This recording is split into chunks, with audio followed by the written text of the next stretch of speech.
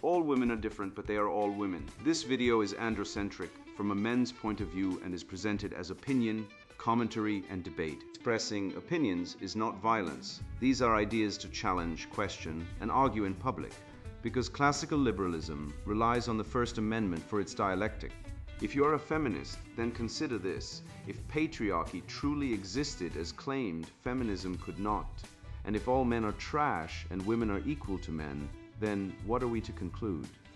Women will die for their children, men will die for their wives and children, and God chose to die for all mankind. Authority rolls up with responsibility.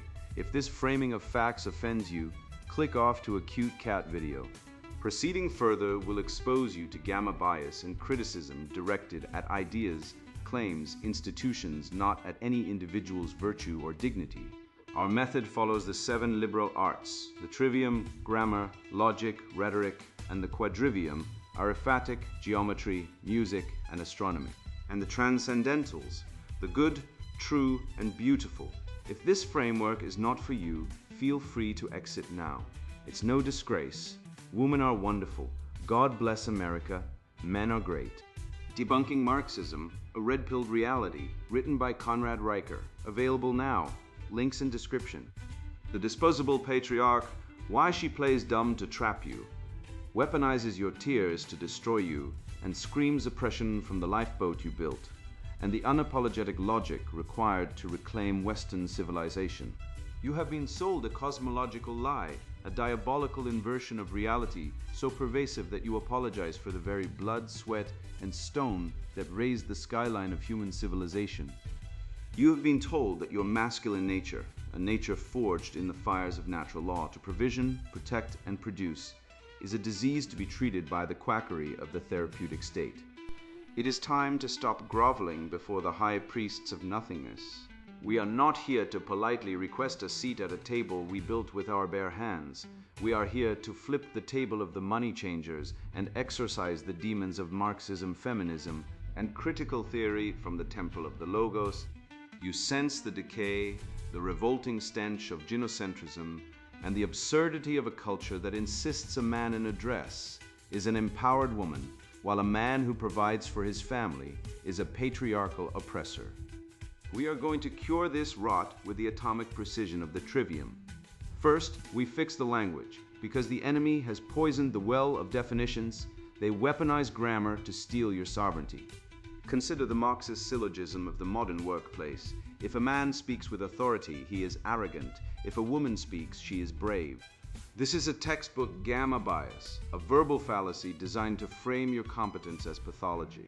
When a female colleague deploys the common fact shit test, feigning ignorance of a basic operational truth to see if you will condescend, she is not seeking knowledge. She is probing your frame.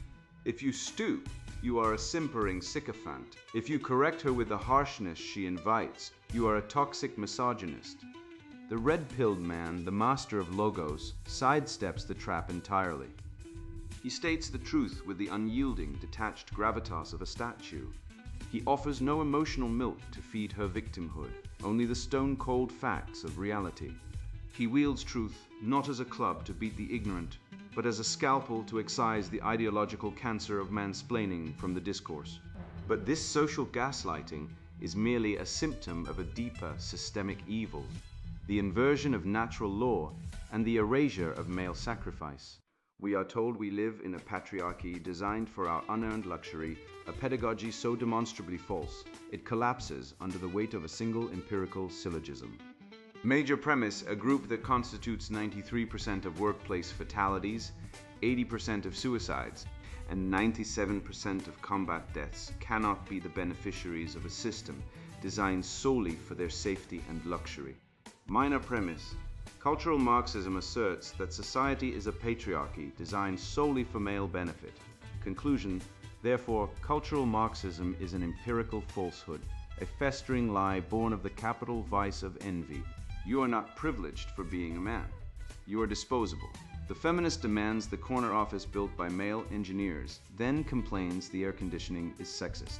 She wants the lifeboat of the Birkenhead drill, while screaming that the ship is a construct of her oppression.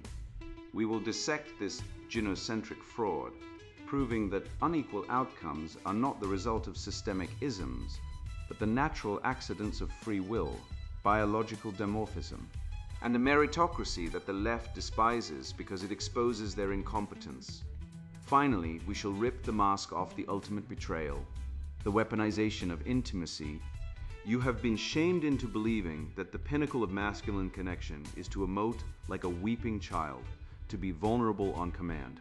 This is a snare of the untamed feminine, a trap set by a hypergamous nature that viscerally despises the weak male even as it demands you perform for its amusement. Modern intimacy has been reduced to a blackmail operation where a man's tears are meticulously catalogued as evidence to be used against him in the gynocentric divorce courts. True masculine intimacy is not the feminized sharing of feelings. It is the silent sharing of the burden of reality. It is the caritas of waking at 3 a.m. to fix the furnace, an act of the will directed toward the good of the family. We will rebuild the mastery ladder, restore the male-only spaces of initiation, and utterly cast out the demonic lies of the woke matrix. Turn off the noise, take hold of your telos. Let us begin the slaughter of the lies. The grammar of the glands, social competence, and the crucible of condescension. Imagine the modern corporate sepulcher, a sterile boardroom bathed in the sickly, flickering light of fluorescent tubes, where the air is thick with the unspoken terrors of the human resources department. Last Tuesday, in just such a room, a mid-level diversity commissar, an individual whose sole qualification is a terminal degree in victimology, presents a graph. The data is blatantly, mathematically false, a deliberate distortion of market reality designed to justify a budgetary shakedown. The room freezes. Every testosterone-depleted alley in the vicinity nods along in terrified unison, fearful of the scarlet letter of cancellation. But you, the red-pilled man grounded in reality, do not blink. Exhibiting true gravitas, V9, you lean forward, state the verifiable fact plainly, and correct the record without a trace of malice, apology, or the subservient vocal fry of the modern sycophant. You do not validate her deliberate ignorance, nor do you kneel before the emotional framing of the collective. You simply speak the truth, letting the uncomfortable silence do the heavy lifting while the room short-circuits. To understand the alchemy of this moment, we must first fix the language, because the enemies of civilization know that whoever controls the definitions controls the reality. Let us consult the etymological roots, stripping away the Marxist distortion of meaning. Competence derives from the Latin competere, meaning to strive together, to be suitable, to match. It is the objective alignment of a man's internal capacity with the external demands of reality. Condescension, conversely, springs from condescendiere, meaning to stoop down. Modern gynocentric culture, operating entirely on the dopaminergic loop of collective narcissism, intentionally conflates male confidence with arrogance, framing factual competence as a violent attack on the fragile ego of the collective. We must firmly establish the objective definition. Social grace is not the effeminate pandering of the court eunuch, but the outward manifestation of internal order, logos expressed through a calm, assertive presence. When a man speaks to a stranger, he is either transmitting the living spirit of Western civilization or surrendering to the decay of therapeutic gynocentrism. There is no neutral ground. Enter the Marxist neologism, mansplaining, a verbal fallacy, F3, engineered specifically to silence the male voice and sever the connection between logos and authority. By definition, this malignant term weaponizes collective guilt, inherently violating the cardinal virtue of justice, V2, which demands that judgment be proportional to individual merit and action, not identity.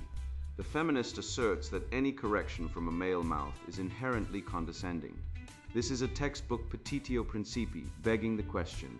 It assumes the very patriarchal oppression it claims to expose. Let us dissect this linguistic virus. Mansplaining is not a shield for the oppressed. It is a rubber sword wielded by the incompetent to guard against the sting of reality.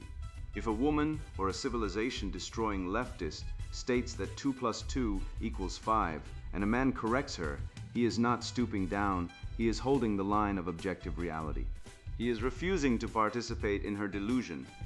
This brings us to the common fact shit test, a specific dialectical trap deployed relentlessly by women and institutional Marxists to measure your gravitational pull. They will pretend to be ignorant of a basic, easily verifiable fact, not to acquire knowledge, but to provoke a reaction. This is a calculated move in the biological and ideological warfare against male competence.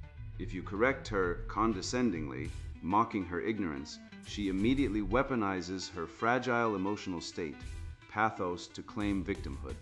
She runs to the HR inquisitors or the digital mob, crying that she has been harmed, thereby proving the narrative of systemic toxicity.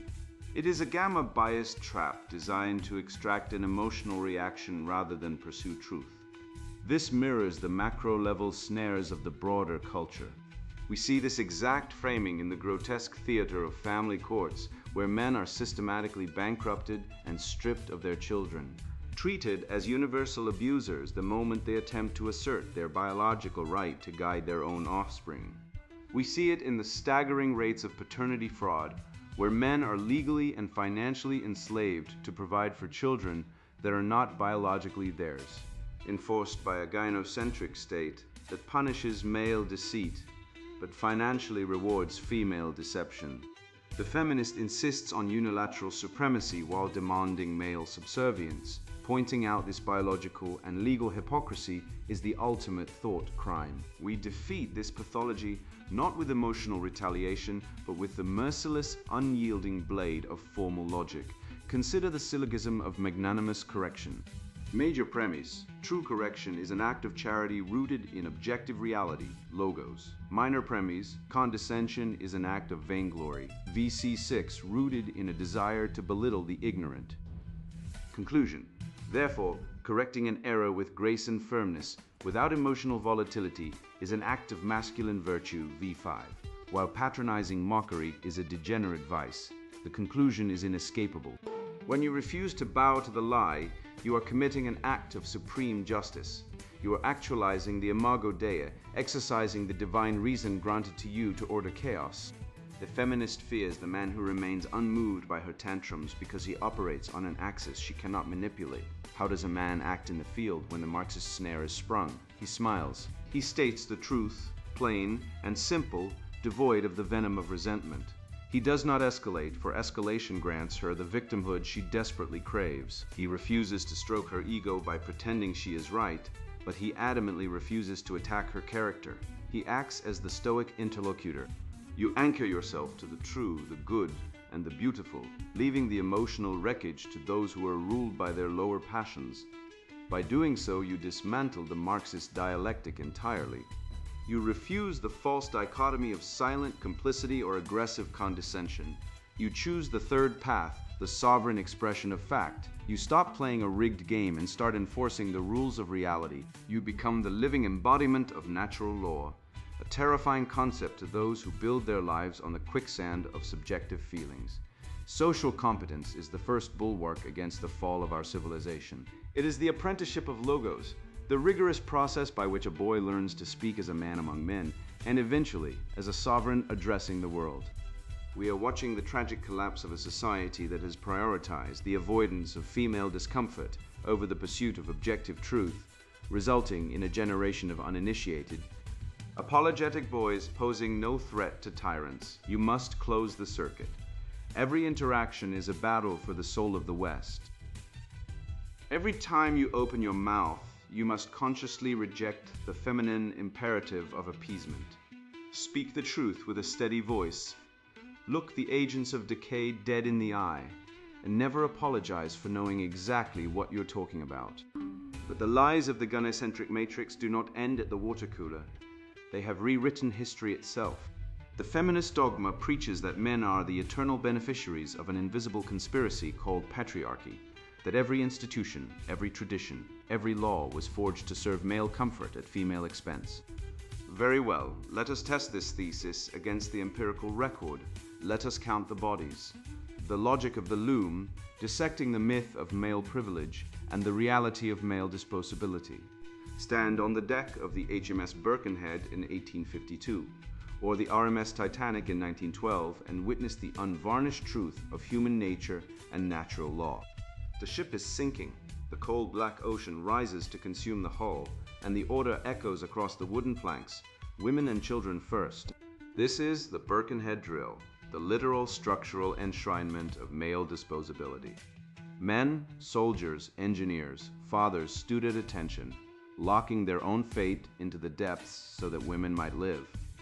They did not debate their privilege. They did not cite their patriarchal oppression. They drowned, yet today the modern feminist sits in a corner office built by the sweat and broken backs of those very men. Air conditioning humming, a technology forged by male engineers to conquer the discomfort of nature, and complains that the thermostat is a tool of patriarchal oppression. You demand the lifeboat of historical chivalry while screaming that you are drowning on the ship of modernity. It is a liar's wager, a fraud of cosmic proportions, and we are here to call the bluff. Let us fix the grammar of this deception. The left whispers the word privilege as if it were an original sin, an invisible miasma clinging to the skin of every man born. Etymologically, privilege descends from the Latin privilegium, a law applying to one individual, a private statute. The Marxist feminists have inverted this definition completely. They frame it as an unearned cosmic force benefiting men. Let us redefine it empirically. Male privilege is the privilege of being the disposable utility upon which the entire gynocentric matrix is built. It is the privilege of constituting 93% of workplace fatalities, of being the human shield that absorbs the blunt trauma of reality so that others may thrive. To call this privilege is a semantic terrorism meant to obscure the reality of the sacrificial altar upon which men are laid. Consider the central dogma of the Marxist feminist religion, the gender wage gap. The argument is an enthymeme, hiding its rotten premises behind a veil of emotional outrage. They state, men earn more, women earn less, therefore women are oppressed. This is a textbook fallacy of the undistributed middle, F1. The conclusion only follows if we assume that all work is identical in value, hazard, and hours. We insert the missing empirical variables: hours worked, hazard pay, occupational choice, and continuous employment, and the gap vanishes into the ether of individual choice. Men work longer hours in brutal conditions. They venture onto the high steel, into the coal mines, and onto the fishing trawlers. They choose higher pay through higher risk. When logic is applied, the wage gap is not evidence of oppression. It is evidence of male sacrifice and provision, NL3. The gap exists only in the resentment of those who wish to reap the harvest without plowing the field. This leads us to the core syllogism of male disposability, a logical cage from which the cultural Marxists cannot escape. Major premise: a group that constitutes 93% of workplace fatalities, 80% of suicides, and 97% of combat deaths cannot simultaneously be the beneficiaries of a system designed solely for their protection and luxury. Minor premise: Marxist feminism asserts that society is a patriarchy designed solely for male benefit at the expense of women. Conclusion: therefore, the Marxist feminist assertion of overarching male privilege is demonstrably, empirically, and logically false. QED: the truth is not a negotiation. You cannot look at a demographic that mines the ore, pours the concrete, and dies in the mud, and declare them the oppressors. The patriarchy, to the extent it exists, is not a country club for men. It is a work detail. The tragic outcome of this inverted reality is a crisis of existence. A society that strips men of their purpose, pi y3, demonizes their nature, AW4, and steals their children via gynocentric family courts, is a society committing civilizational suicide. Look at the male suicide rates. Look at the despair. This is the vice of acedia, VC5, the profound existential despair of being refused the right to be, the refusal of the soul to inhabit a world that denies its utility. The leftist ideologues ignore the untreated male mental health crisis because it contradicts their power narrative. They weep for the wage gap of the corporate executive, but walk over the corpses of the working class men who keep the lights on. The feminization of poverty is a lie. The pauperization of the male spirit is the reality. Behold the intersectionality fallacy, a reductio ad absurdum of grievance. Leftist ideology claims to care for the marginalized, yet entirely ignores the most profound intersectional disadvantage: being a man. We expose the material fallacy F2 of their framing. A wealthy white coastal feminist CEO suffers infinitely less systemic risk than a working-class male coal miner or an infantryman in the trenches. The ideology of intersectionality is designed to blind society to the blood of men. It is a hierarchy of victimhood that places hurt feelings above shattered bodies. It demands we look at the speck of sawdust in the eye of the female executive while ignoring the plank impaling the male laborer. This is not justice, it is a grotesque perversion of the moral order, V2, a rejection of merit and reality in favor of resentment and envy. This is not an oppressive conspiracy, it is biological and spiritual reality, NL2, NL3. God and nature designed the masculine for provision and protection. The telos of man is to civilize the wild, to stand between chaos and order, and to create infrastructure from the void. Men mapped the unknown, built the cathedrals, and died in the mud. The feminist attempts to reap the rewards of male sacrifice while rejecting the corresponding male authority. They wish to be officers without having served in the ranks. They want the benefits of the fortress but refuse to acknowledge the men who built the walls. The natural law of risk and provision is immutable. Authority flows from responsibility. You cannot have the former without the latter. The response of the rational man is not to whine, but to re-establish the honor code V6. We stop apologizing for our nature. We refuse the collective guilt of the woke matrix. We look the leftist ideologue in the eye and declare, we built this world, we do not owe you an apology for it. We reclaim our agency, PY1. We reject the mother state and the feminine consensus that seeks to neuter the masculine spirit. We will build new institutions grounded in logos where merit is king and truth is the currency. We will no longer be the silent beasts of burden for a society that hates us. We will be the architects of a new order. We are the logic of the loom, and we are weaving a future where the truth of male greatness cannot be unraveled. But to shield the boy from this parasitic horror, we must first perform the exorcism of naming it. And that requires us to descend into the grammar of the very demon that seeks to consume him. Let us take up the scalpel of etymology and carve open the word pedagogy, that sterile, clinical term the academic lycidoids wield like a priest wields a chalice. It derives from the Greek pedagogos, paid, child, and agogos, to lead, to drag, to drive. The pedagogue was originally a slave who escorted the boy to school. Modern anti-racist pedagogy has restored the original servility of the term with a vengeance. It is the state-sanctioned dragging of the child's soul into the Marxist cult of envy, dressed in the vestments of justice. We shall define this demon precisely, logically, and without mercy, for the first weapon of the Logos is the name that binds the lie, the dialectic of the demon exercising anti-racist pedagogy and critical theory. Men do not negotiate with terrorists, especially not the ideological kind, who hold truth hostage in the faculty lounge. Let us speak plainly, as free men must. The boy is under siege. The genocentric matrix, that great bloated parasite dressed in the language of inclusion, has sunk its mandibles into the soul of the young male, and will not release him until he is a compliant, self-loathing husk. We do not require sensitivity, we require standards. We demand the re-enshrinement of the apprenticeship mastery ladder, that ancient and sacred structure whereby a boy is dragged, kicking, screaming, and cursing if necessary, through the stages of conscious incompetence toward unconscious competence. The medieval guildsmen understood what the modern schoolmoms of the DEI bureaucracy cannot. That mastery is pain. Mastery is time. Mastery is the solemn and irrevocable transfer of hard-won knowledge from calloused hand to uncalloused hand. The apprentice did not discover his truth.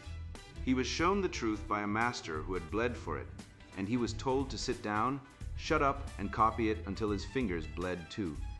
That was love. That was agape in action, the sacrificial love that builds cathedrals and civilizations.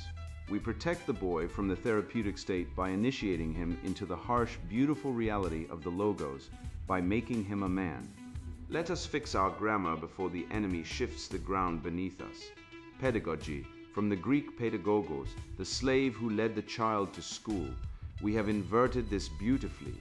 The modern anti-racist educator does not lead the child toward truth. He drags the child into the temple of envy and bolts the doors. Anti-racism, as defined by its own high priests, does not mean the absence of racial prejudice. Ibram X. Kendi has made this explicit. The opposite of racist isn't not racist, it is anti-racist. The distinction is not semantic, it is theological. The not racist man believes in the substance of character. The anti-racist believes in the substance of the power structure. One judges the soul, the other judges the system. And what is the system but the accumulated logos of Western civilization, that hated edifice of natural law, of due process, of the syllogism itself? Anti-racist pedagogy is the systematic grooming of children into the Marxist cult of envy. It teaches them not to admire the excellent, but to resent it. It teaches them not to emulate the competent, but to dismantle them. It replaces the transcendent good with the political grievance, and it calls this liberation. The Catholic cosmological schema identifies envy, invidia, from the Latin invidiare, to look against, as one of the 7 capital vices, the deadly sins that beget further sins. Envy is not mere jealousy. Jealousy desires what another has, but envy desires that the other not have it. Envy is the resentful hatred of the good as good. It is the vice of the man who cannot build, cannot create, cannot master, and so devotes his life to tearing down those who can. When I examine critical race theory and its hideous offspring, I do not see a desire for justice, justice being the cardinal virtue that renders to each his due proportionate to his merit and his effort. I see envy systematized, envy bureaucratized, envy weaponized into an entire academic discipline. The critical theorist looks upon the achievements of Western man, Notre Dame, the Sistine Chapel, the Apollo missions, the Constitution, the very concept of individual liberty, and feels only the gnawing acid of his own inadequacy. He cannot paint, so he declares painting oppressive. He cannot build, so he declares building colonial. He cannot think, so he declares logic a tool of white supremacy. This is not justice. This is the pathology of a soul that has refused the cross, refused the sacrifice logic that demands death to the ego, and chosen instead to worship at the throne of its own victimhood. The Western canon offers subsidiarity, subsidium, the reserve force that aids from below, as the remedy to every civilizational ailment. Problems solved at the lowest possible level. The family first, then the parish, then the guild, then the municipality, and only as a desperate last resort the state. This is natural law, codified by Aquinas and embodied in every functioning civilization that has ever existed. The Marxist solution is the totalitarian state, the great leviathan that devours the family, the church, the guild, and the private association, concentrating all power in the hands of a clerical elite who claim to know what is best for you while they starve you. Anti-racist pedagogy demands this centralization with religious fervor. It cannot tolerate the local, the particular, the parochial, because these allow men to live by their own lights and judge their neighbors by their own eyes. It requires a godlike state to enforce equality of outcome, because equality of outcome violates nature at every joint. Men are not equal in talent, in effort, in virtue, in sacrifice, or in telos. To pretend otherwise is to declare war on reality itself. I have attended the DEI training session, brothers, and I tell you it is a secular struggle session. Let me describe it. A room full of adults, professionals, men and women who have built things, managed things, done things, herded into a fluorescent lit chamber and told to confess their unconscious biases. The facilitator, a person whose sole credential is a certificate from a 2-day workshop, whose competence extends exactly to the reading of slides prepared by someone else, asks you to reflect on your privilege.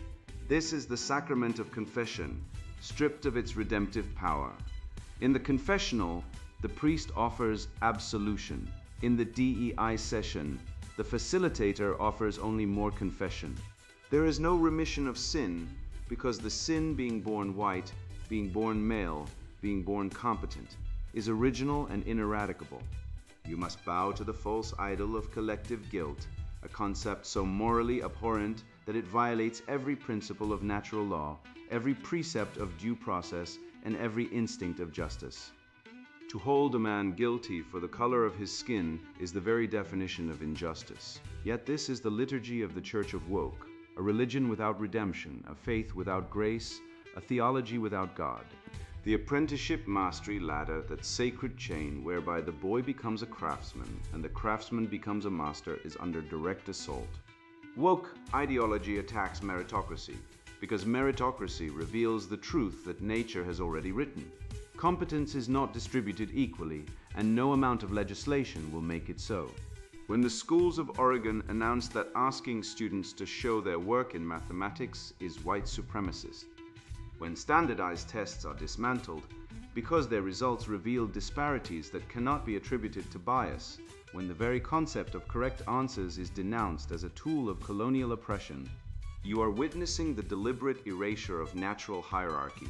And let us be clear, natural hierarchy exists. It is not an artifact of prejudice. The master carpenter is superior to the apprentice. The surgeon who has performed 10,000 operations is superior to the first-year resident. The man who has spent 30 years studying Aristotle is superior in philosophical reasoning to the freshman who has not. These are not opinions, they are facts, as stubborn and unyielding as the granite from which cathedrals are carved. When the standards fall, the civilization falls. The left's most cherished weapon is the doctrine of disparate impact, the assertion that unequal outcomes constitute proof of systemic bias. Let us examine this with the logical rigor that our civilization demands. The syllogism runs thus. Major premise: if a policy produces unequal outcomes between racial groups, it is discriminatory. Minor premise: policy X produces unequal outcomes between racial groups.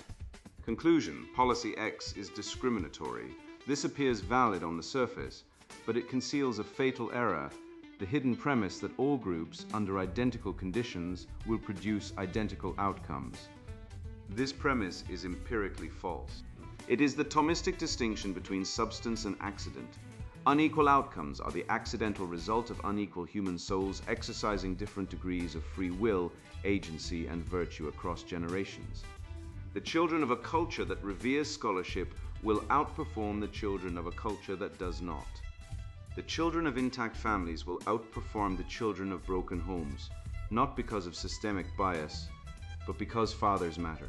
In 1960, approximately 22% of black children and 2% of white children were born to unmarried mothers.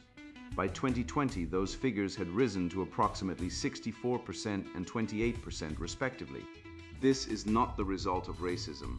It is the result of cultural collapse, abetted and accelerated by the very welfare state that the left claims will save us. When the high priest of anti-racism tells you that your silence is violence, he is deploying a tautology designed to trap you in a false dichotomy: speak our creed or be damned. The strategic response is simple, devastating, and rooted in the logos. Your tautology is tyranny. You do not argue with a man who has redefined violence to include the absence of speech. You expose his manipulation. Demand falsifiability. Ask him what evidence would cause you to abandon your theory.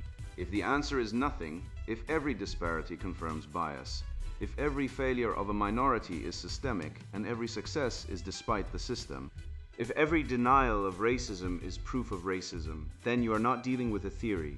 You are dealing with a dogma, and a poor one at that. The unfalsifiable claim is the hallmark of the cult, not the academy. Name the demon. Say his name aloud. He cannot survive the light of truth. And now the killing blow, the syllogism that destroys the entire edifice of critical theory with a single stroke. Major premise.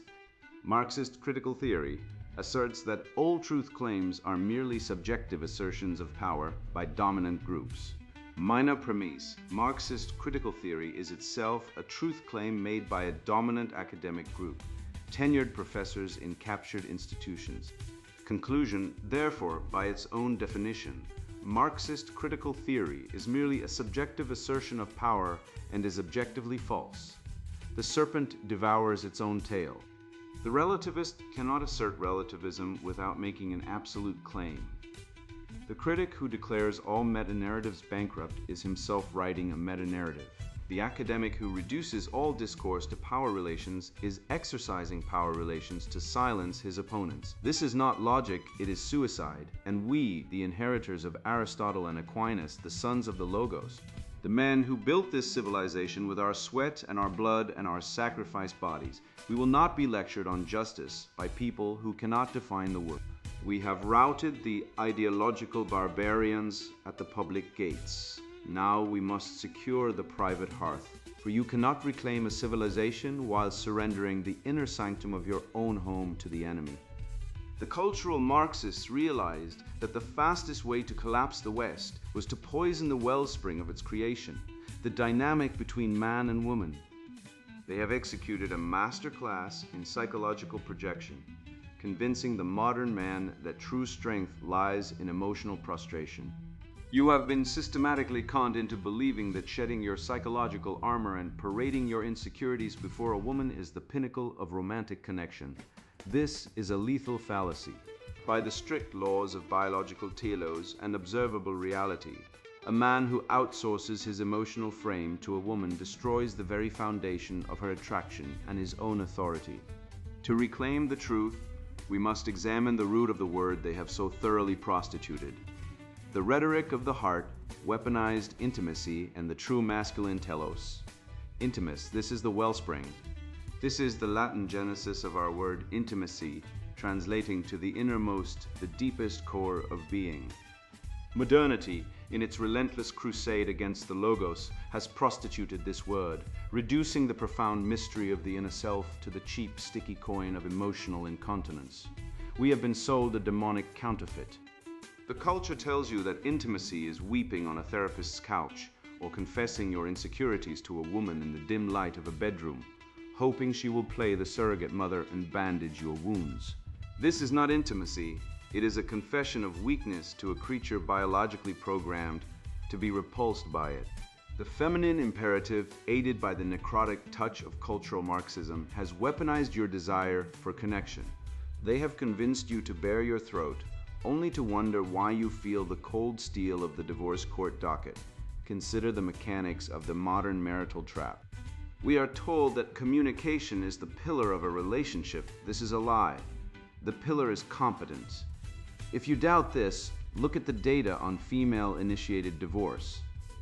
When a man loses his job, the fundamental expression of his utility, his risk of being served divorce papers, skyrockets. The technical term is hypergamy, and it is the evolutionary axe hanging over every man's neck. Women do not mate with pity, they mate with power. When you open up to a woman about your fears, your failures, or your despair, you are not forging a bond, you are handing her the ammunition to blow up the mission.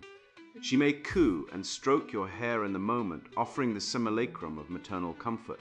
But the hypergamous software in her hindbrain is already recalculating your value. He is weak. He cannot protect me. Next, the data is irrefutable. The highest rate of divorce corresponds not to infidelity, but to illness and unemployment. The vow in sickness and in health has been replaced by the solipsistic mantra, only when you are useful. To show vulnerability to a woman trained by a feminist gynocentric culture is to sign your own spiritual death warrant. This requires a precise distinguish between the modern corrupted definition of love and the classical, Thomistic understanding of the will. Modern love is eros, a passive, fickle feeling, a stimulus response mechanism easily broken by a bad day or a fitter rival. True love is caritas. It is an act of the will, a commitment to the good of the other expressed through sacrifice. A man's love language is not words, it is provision. It is waking up at 3 a.m. in the freezing dead of winter to fix the broken furnace, so his children do not shiver. It is the quiet, stoic endurance of the daily grind. The Marxist talks about sharing feelings. The patriarch builds the house. One is passive, the other is active. One is feminine, the other is masculine. The leftist insists that men must get in touch with their feminine side to be good partners. This is a category error of the highest order. A man accessing his feminine side is simply a man neglecting his masculine duty. Love is fixing the machine. Love is slaying the dragon. Love is the will enforced. Progressives continuously shout the exhausted phrase, the patriarchy harms men as well. It forces males to repress their feelings. This represents a strategic falsehood intended to strip away your power. We can use a logical sequence to destroy this myth. Primary premise: male depression and suicide statistics have surged exactly as the therapeutic, egalitarian government expanded. Secondary premise: historical patriarchy gave males designated sanctuaries, such as lodges, guilds, or military service, to handle difficulties solely alongside fellow males, completely isolated from the turbulent emotionalism of the female domain. Deduction: consequently, the elimination of male-exclusive environments rather than the patriarchy serves as the direct catalyst for male hopelessness. The patriarchy never damaged men, it protected them. It established a lineage of mentorship wherein a youth transitioned into adulthood via the direction of mature, experienced men. Feminism, fueled by the conceit of the therapeutic establishment, infiltrated these sanctuaries, labeled them sexist, and substituted masculine stoicism with feminine sentimentality. The outcome? Males currently wander aimlessly, taking their own lives at phenomenal rates, because society stole the vital tradition of being hardened in the fires of male camaraderie. We must expose the Schopenhauer red pill regarding the feminine test of the deep masculine. Women inherently test for strength. It is their biological telos to ensure the sire of their offspring is a capable protector. They prod and poke, seeking to find the steel beneath the skin. This test is routinely failed by two caricatures. The first is the brute, the man who possesses muscle but lacks gravitas. He is a reactive beast, easily manipulated by the whim of the moment. The second is the ally, the feminist male, who, having been neutered by critical theory, believes that prostrating himself before the goddess of equality will earn him intimacy. He is pathetic. Both fail the test. The true masculine response is rooted in logos. It is the stability of the ordered mind. When she tests seeking to drown you in her chaotic emotional sea, she does not want you to drown with her. She wants to know if you can swim to shore with her on your back.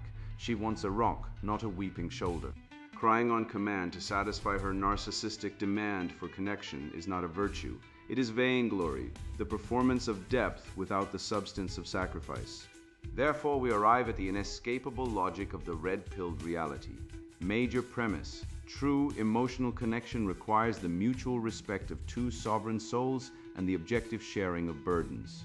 Minor premise: modern women have been conditioned by feminism to view male authority as oppressive and male vulnerability as repulsive, often weaponizing the latter in divorce courts. Conclusion: it logically follows that true masculine intimacy is impossible to safely achieve within a framework that rejects natural law and patriarchal headship. The state has replaced the husband as the provider, and the woman has replaced the vow with the contract. In this environment, vulnerability is not courage, it is tactical suicide. We restore the world by rejecting the false dichotomy of the brute and the feminized pet. We build the new Babylon. We restore the ancient Western tradition of male-only spaces, where men process the horrors of life not through wailing, but through the silent nod of shared understanding. The warrior does not weep to his bride, he weeps with his king. He confesses his fears to his brother in arms, and then he returns to the wall to stand watch. True intimacy for a man is looking another man in the eye, recognizing the same heavy burden of civilization resting on his shoulders, and without a word, turning back to the work. We reclaim the vow, we reclaim the family, we reclaim the sovereignty of the masculine spirit. The anesthesia has worn off. You have swallowed the antidote to the Marxist venom, and I know the truth burns because reality always cauterizes before it heals. We did not stumble through this argument using the hysterical shrieking of lived experience or the sticky web of emotional sentiment. We locked our coordinates to the fixed stars of the trivium. We used grammar to nail down the definitions they twist, logic to sever the fat from the muscle of their arguments, and rhetoric to pillory the decrepit ideologues in the town square. You now see the gynocentric matrix with the brutal clarity of a surgeon looking at a gangrenous limb. You see that their equality is a mask for vengeance. Their equity is a wrecking ball to competence, and their empathy is a psychological leash meant to drag you into the dirt alongside them. Look at the world they have built with their feminine sensitivity. It is a civilization teetering on the edge of the abyss. We slaughtered the sacred cow of the wage gap by daring to look at the variables of hours hazard and sacrifice variables the feminist loudly ignores because she prefers the comfort of the grievance to the sweat of the labor. We dragged into the light the grim statistical reality of male disposability, the 93% workplace fatality rate, the silent epidemic of male suicides, and the family court systems that function as gynocentric meat grinders, treating fathers as little more than ATM machines to be discarded, while the state subsidizes the destruction of the home. We expose the biological reality that they label toxic because they fear it. Women do not want a sobbing, feminist-approved house husband to share their existential dread. Hypergamy demands a man who can stare down the chaos of the world and command it to heal. You are no longer a bewildered spectator to your own dispossession. You are a logos bearer, armed with the historical inevitability of your own competence. You now possess the intellectual weaponry to look a critical theorist in the eye, smile at their gamma-biased absurdity, and dismantle their entire worldview with a single, well-placed syllogism.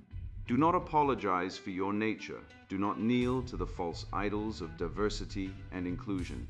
Reclaim your honor, shoulder the burden of the truth, and build a fortress of virtue for those rare souls worthy of your protection. Go forth, correct the ignorant with charity, dismantle the liars with logic, and never apologize for the unyielding, glorious burden of being a man. And now the sponsored book introduction, Debunking Marxism, a red-pilled reality. Men are under attack. If you've ever been called toxic for wanting to lead your family, watched a friend lose his kids to a vindictive ex, or bitten your tongue as pronouns replaced common sense, you know it. I wrote this book because I lived it. I've been divorced twice. The first time cost me my house, the second nearly my sanity. I watched my brother work 80-hour weeks only to hand 40% of his paycheck to a wife who cheated.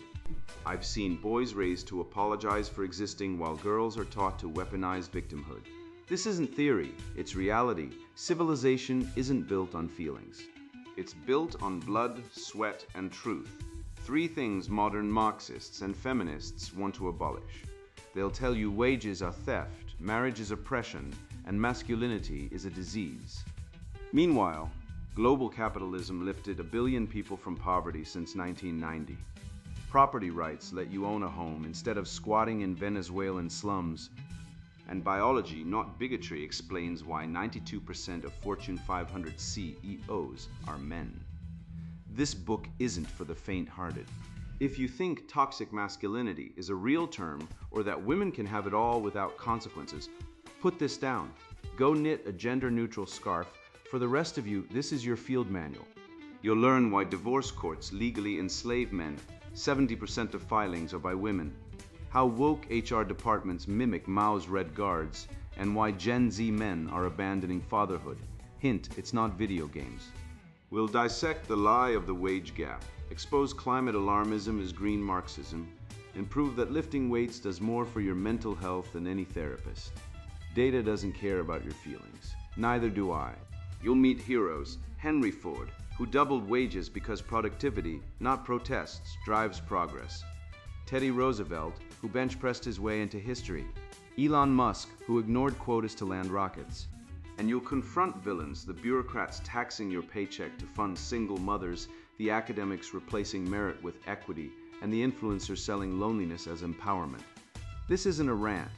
It's a rebellion. Buy it, read it, share it, then get back to building the world they're trying to burn.